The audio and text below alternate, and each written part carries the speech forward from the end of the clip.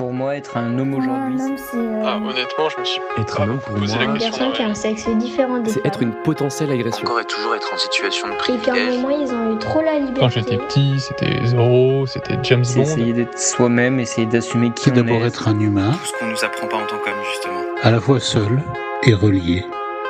Je m'appelle Thomas Messias et vous écoutez Mansplaining, le podcast où on s'interroge sur les hommes, le genre, la société.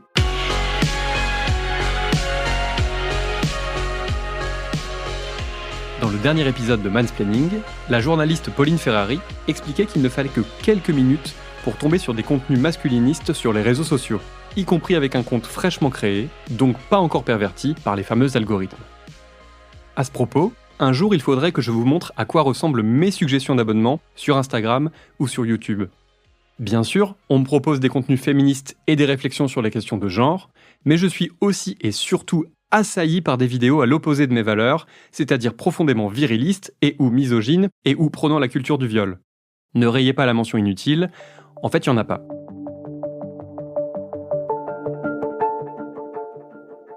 Forcément, quand on se documente sur ce genre de publications, même quand on les regarde sans lâcher le moindre like ni le moindre com, les réseaux pensent qu'on en redemande.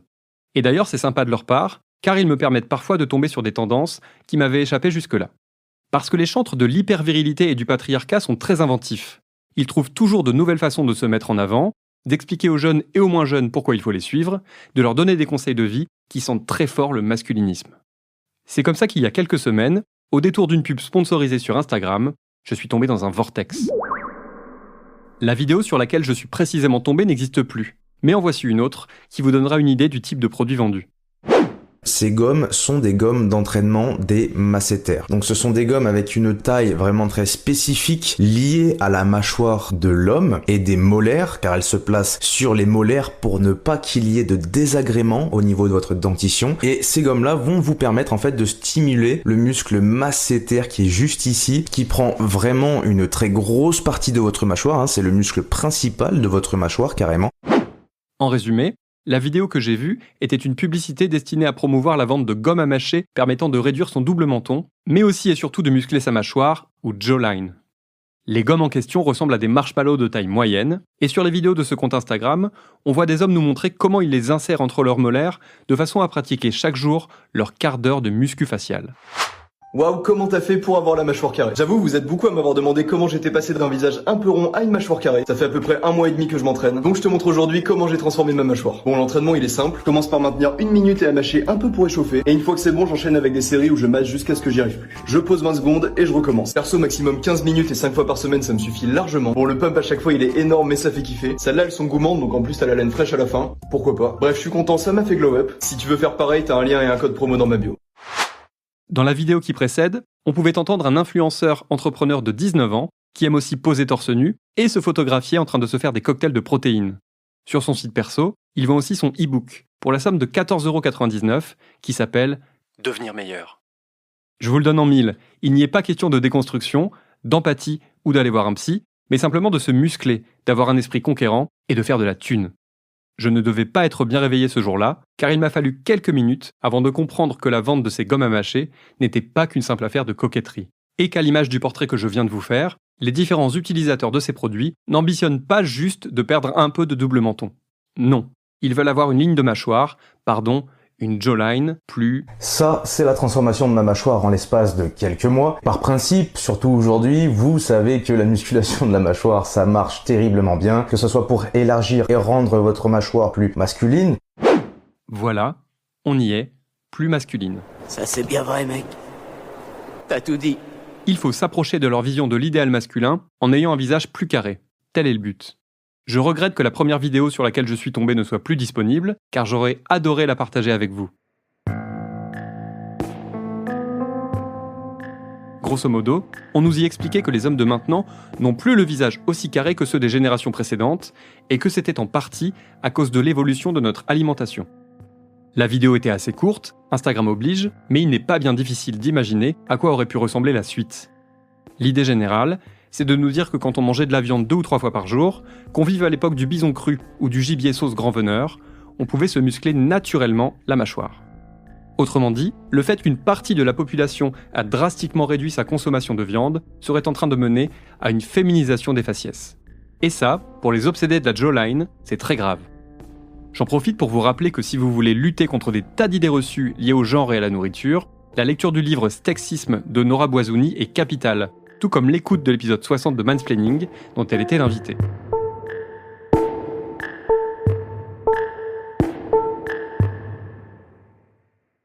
Concernant la suppression de cette vidéo, je pense que j'ai une piste. Car en creusant un peu, on découvre que des chercheurs et chercheuses ont prouvé qu'il n'y a aucun lien entre consommation de viande et mâchoire carrée. Au contraire, d'après une étude publiée en 2016 par la revue Nature, l'Homo erectus a vu son visage s'affiner à mesure qu'il s'est mis à consommer davantage de viande crue. Celle-ci est en effet plus facile à mastiquer que bon nombre de végétaux, à condition d'avoir été préalablement coupée et écrasée à l'aide d'outils. Le mythe du chasseur carnivore à grosse mâchoire a donc un peu de plomb dans l'aile.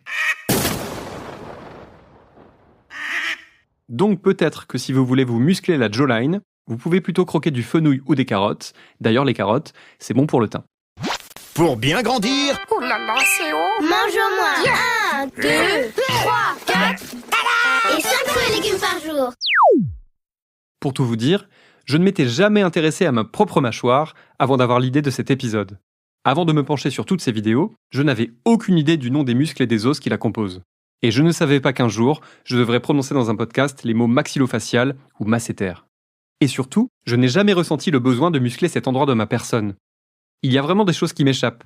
J'ai déjà bien du mal à comprendre qu'on puisse aller se faire poser des implants capillaires en Turquie, mais alors l'idée de muscler ces masséter pour obtenir une mâchoire plus masculine, ça ne me serait absolument jamais venu à l'esprit.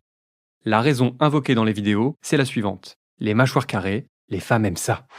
Mais au-delà de ça, il y a une étude super intéressante que j'ai trouvée du chercheur Benedict C. Jones, qui est un chercheur à l'université de Glasgow et qui a voulu faire une étude approfondie sur 584 femmes, toutes hétérosexuelles. Il a pris ces 584 femmes et les a mises une à une devant des photos d'hommes, du même visage d'hommes, sauf que sur la première, comme il est dit dans l'étude, il avait des traits plus féminins. Et par traits plus féminins, ils entendent le fait qu'il avait une mâchoire moins carrée. Et ensuite, il a mis ces 584 femmes devant un visage masculin avec des traits plus masculins, dont une mâchoire plus ressortie. Il est écrit que la grande majorité d'entre elles ont répondu le visage avec la mâchoire plus carrée.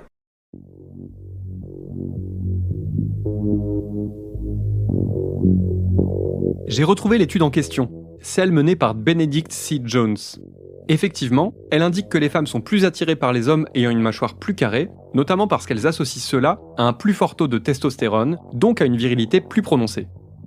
L'étude est relayée par des sites très sérieux, mais j'aimerais ajouter qu'il existe aussi des travaux qui expliquent que cette préférence pour les faciès dits plus masculins est bien plus marquée dans les pays les plus développés sur le plan économique. Parmi les pistes permettant d'expliquer ce lien, il y a généralement un plus grand nombre de femmes qui désirent vivre ou qui vivent des aventures sans lendemain, et que celles-ci sont grandement attirées par les hommes au visage dit plus masculin. Autrement dit, oui, quand une femme cherche un plan pour un soir, elle a tendance à aller davantage vers un type qui ressemble à un bûcheron que vers un type gaulé comme Thomas Messias. Et vous savez quoi ? Je n'ai pas viré incel pour autant. L'autre piste évoquée dans l'étude, c'est que les médias occidentaux ont tendance à mettre davantage en valeur les mecs aux mâchoires carrées et saillantes et à en faire des modèles de virilité et d'hétérosexualité. D'où le fait que par ricochet, un nombre important de personnes seraient attirées par ce genre de visage. Sur le compte Instagram de la marque de gomme à mâcher, on peut d'ailleurs constater que certains mecs ne se musclent que la mâchoire, probablement parce que ça ne nécessite pas trop d'efforts ou pas trop de matériel.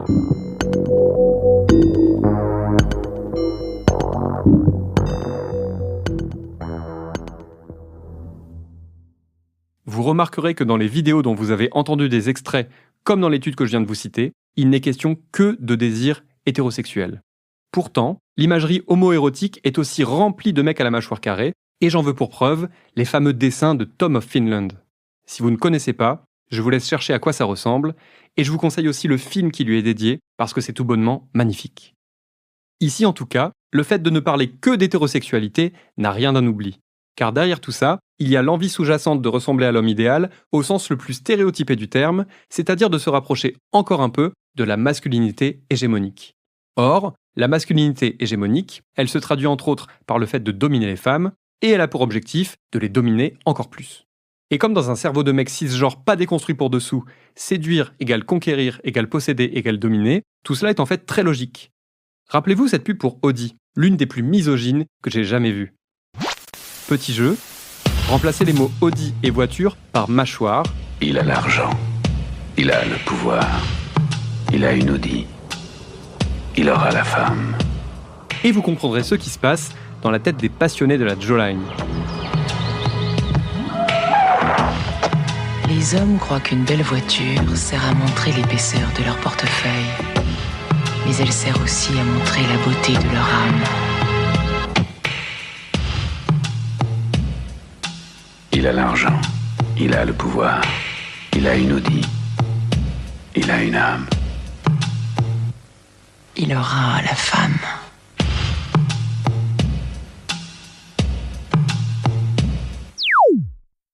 Ah oui, les hashtags.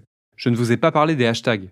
Si vous vous dites que je suis en train d'assimiler ces gentils vendeurs de gomme à mâcher à des masculinistes, sachez que vous avez absolument raison.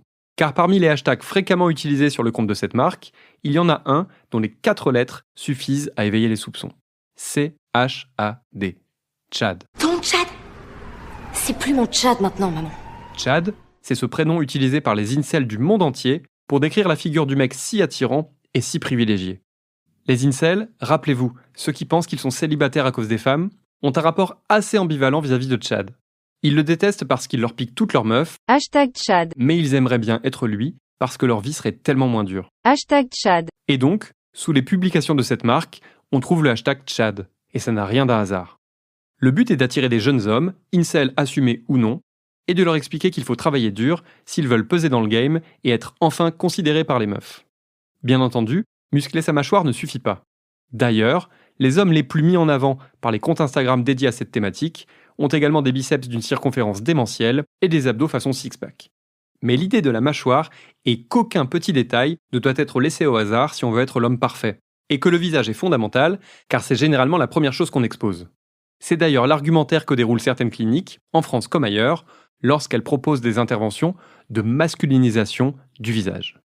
Écoutez plutôt ce que raconte sur sa chaîne YouTube Catherine Bergeret-Gallet, chirurgienne esthétique dans le 8e arrondissement de Paris, qui pratique ce genre d'opération. Et aujourd'hui, je voudrais vous parler de la masculinisation du visage. C'est un sujet qui nous interpelle parce que nous avons beaucoup d'hommes jeunes et moins jeunes qui, subitement, ont envie d'avoir un visage plus viril. Alors, viril, ça veut dire quoi? Selon quels critères? Alors souvent, il y a des critères anatomiques précis. Si on a un homme jeune avec un visage extrêmement allongé, on peut avoir besoin d'augmenter la largeur du visage, de créer un faciès un peu plus sculpté. On peut le faire ceci grâce à des prothèses de menton, aussi des prothèses sur le rebord des sourcilières, et puis on peut aussi se servir des transferts graisseux pour redonner de la rondeur au visage, enfin de la rondeur. C'est rare qu'on nous demande de la rondeur, en tout cas un petit peu plus d'épaisseur au niveau du visage. Donc.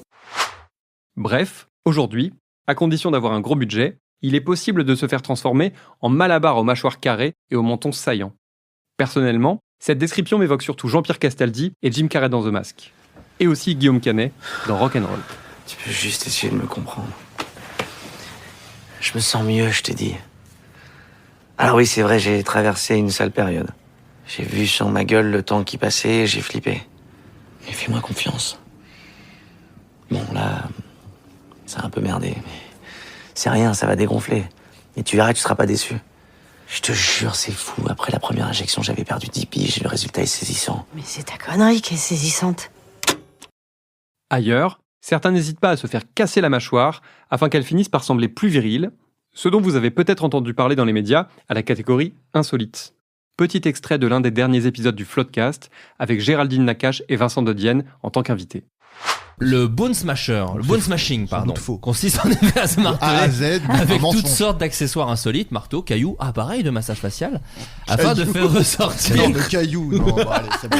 De roches comme ça. C'est qu'un caillou, c'est même pas une pierre, quoi. C'est un caillou, ouais. C'est un petit truc. Oui, après j'ai traduit à ma sauce, voilà. Galet. Afin de faire ressortir certains traits du visage. Beaucoup d'utilisateurs, démonstrations à l'appui, vantent les mérites de cette technique pour obtenir une ligne mandibulaire plus carrée et proéminente, un menton menton affiné et des pommettes ciselées, soit 3 critères de beauté masculine prépondérants dans la société qui incarnent un certain archétype de la virilité. Quel connard. La pratique évoquée par Florent Bernard dans le Floodcast n'est en fait que la version amateur et fauchée d'une tentative bien plus onéreuse de faire viriliser son visage. Je vous conseille de vous plonger dans la lecture d'un article sidérant publié par GQ en mars, qui évoquait des opérations tout ce qu'il y a de plus sérieuses, pour lesquelles la facture pouvait s'élever jusqu'à 20 000 €.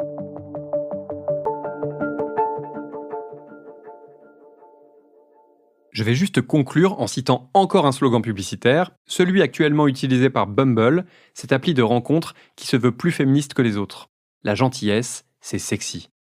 Alors certes, ce n'est qu'un slogan publicitaire, donc un moyen d'attirer des clients et des clientes, et certes, c'est un peu réducteur, car ça pourrait pousser certains à ressortir le concept de friendzone, mais il y a quand même de l'idée là-dedans. Celle qu'être gentil, sympa, bienveillant, à l'écoute, ça peut éventuellement vous rendre au moins aussi attirant que le fait de muscler votre mâchoire pour ressembler à Gerard Butler dans le film 300. En tout cas, il y a d'autres voies à emprunter. Une mâchoire carrée en aidera peut-être certains à coucher avec des meufs, mais elle ne les aidera certainement pas à les garder. C'était Mansplaining. N'hésitez pas à vous abonner au podcast sur votre plateforme favorite, à mettre des cœurs et des étoiles, et à laisser des commentaires. Vous pouvez aussi écrire à mansplaining@slate.fr ou nous contacter via le compte Instagram Mansplaining Podcast. Mansplaining est un podcast de Thomas Messias, produit et réalisé par Slate Podcast. La direction éditoriale est assurée par Christophe Caron, la production éditoriale par Nina Pareja, et le montage, la réalisation et le mixage par Mona Delahaye. À dans 15 jours.